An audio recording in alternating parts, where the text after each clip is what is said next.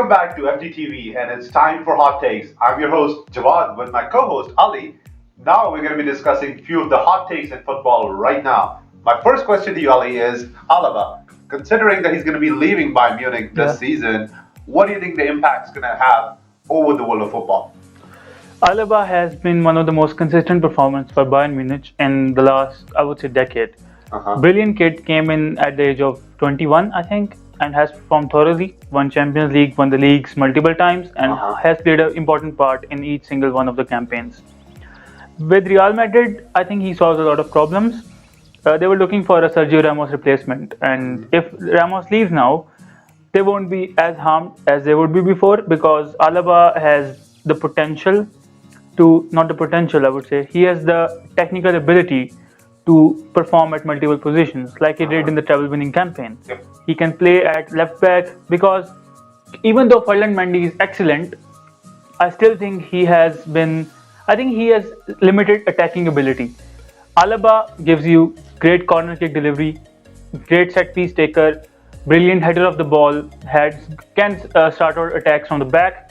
Great signing at almost the peak of a player. 28 years old, great signing for Real Madrid. What are your thoughts on that?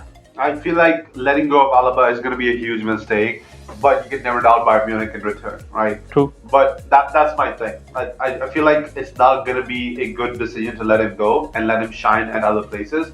But if you're coming to the natural end of your career at a club, it's better to move on than to overstay your welcome. We have another defender that moved to Bayern Munich, and kind of like an Alaba replacement, but only for the centre back spot. What do you think of Dayot Upamecano? Heavily linked with entire Europe, Atletico Madrid, Manchester United. In the end, going back to the big fish, Bayern Munich. What are your thoughts on that move? Here's my hot take. People say that Bayern Munich is snapping talent from German league and killing competition, and they essentially have a monopoly over the entire German football. I would say that's not the case.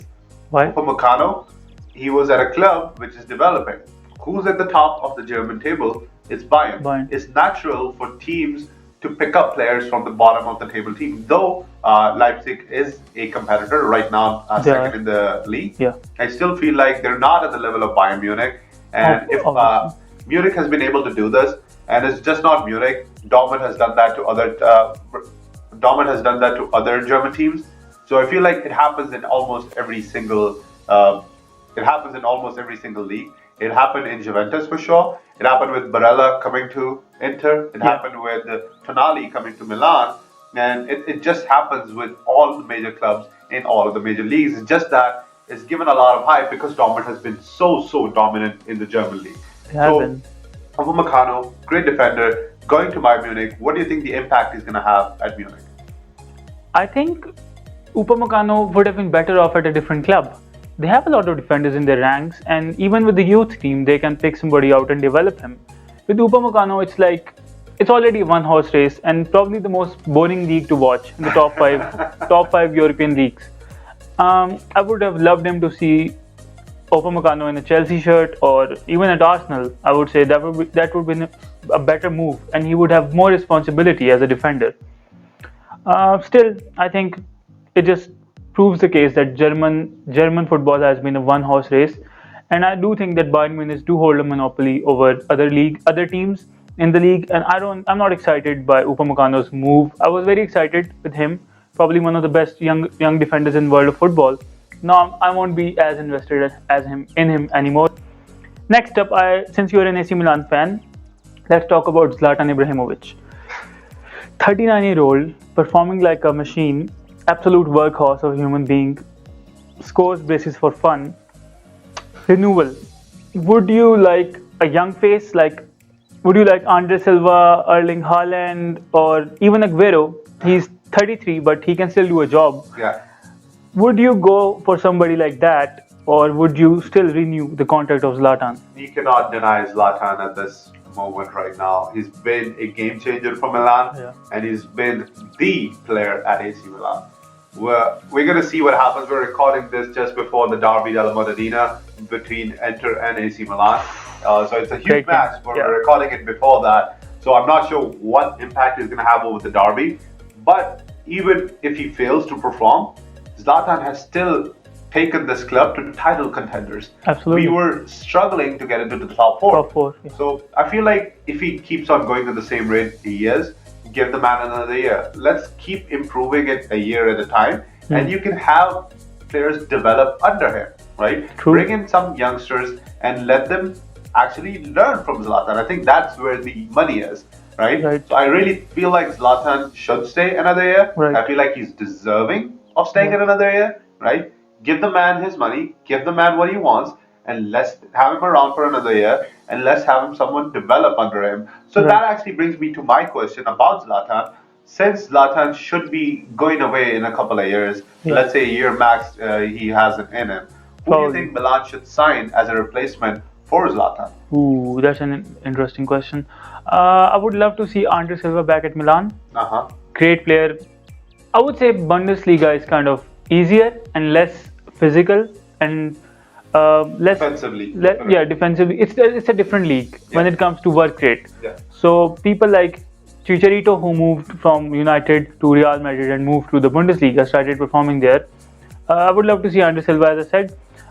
But I think you guys can go for probably Aguero, even though he's 33, still can lead the charge in a less demanding league physically, because Premier League offers high intensity football. Yeah. It falls off in the Italian league, much more tactical and more defensive league, I would say. Yeah. Out of the top 5 European leagues, I would love to see Aguero there. I would love to see Aguero as well. The only thing I would say is right now the team is being built a little bit differently, so we might bring in someone like a younger player. Andre Silva does fit the bill. I'm not sure he comes back though, with the way we kind of treated him, with the way his form was at Milan. So I feel like that's another hot take, that having Andre Silva is going to be a key. But yeah, let's see what happens. Next up, let's talk about Gattuso's Napoli.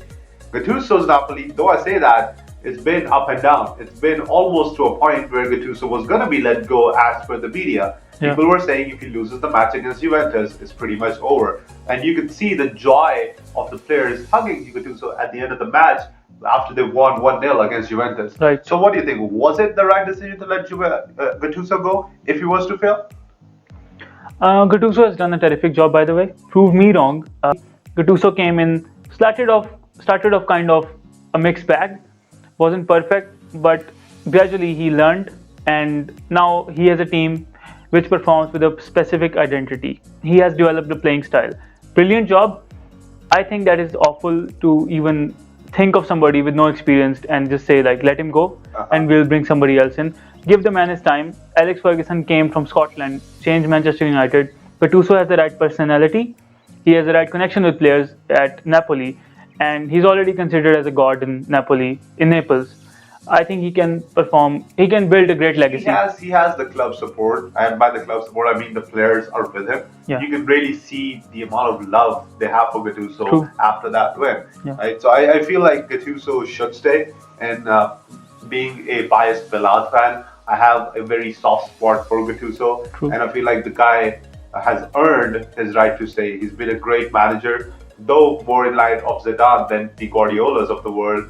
I feel like he has what it takes to take Napoli to the next level. Next hot take is from the Premier League.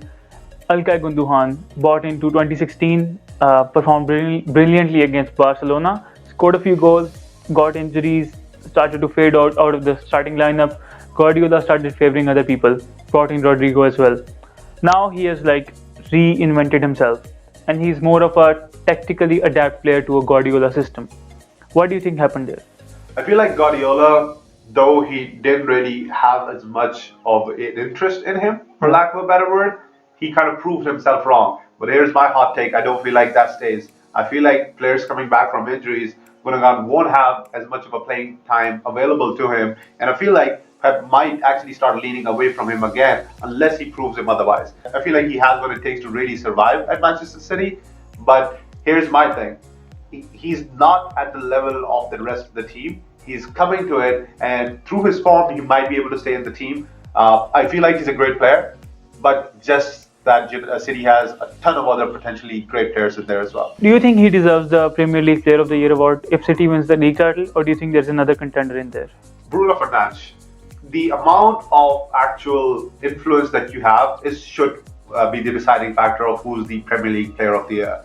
I don't feel like it has to come from the winning team, though that's a huge playing factor as well. If you see the difference he's made, the expectations that United fans had going into the league, and what they've been able to achieve, I feel like Bruno Fernandes is going to be the Premier League Player of the Year. Right. But Gundogan has got a very good shout at being the next person to run closest to the money. And I feel like if Guardiola, against my hot takes, keep giving him the chances to play, and he keeps performing at the level he's been performing at, I feel like he's definitely going to be one of those players who can actually take it to the next level and win that Premier League Player of the Year. So that was our episode for Hot Takes in Football. We do this weekly. This is the first episode that we did. And make sure you hit the like button and let us know what you think about the episode and this segment. Make sure you keep up with all the updates on our channel. Check out our weekly podcast. Subscribe as well. And give it a thumbs up. Give it a thumbs up and a like, and share this video to all social media platforms. We'll see you next time. Till then, FDTV out. FDTV out.